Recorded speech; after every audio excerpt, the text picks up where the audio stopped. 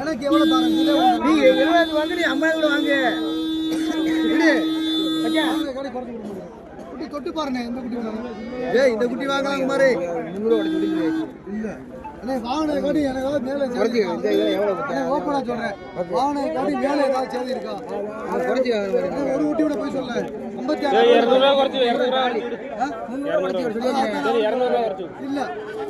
சில பேர் லூசி எவ்வளவு விற்க பாண்டியாஜி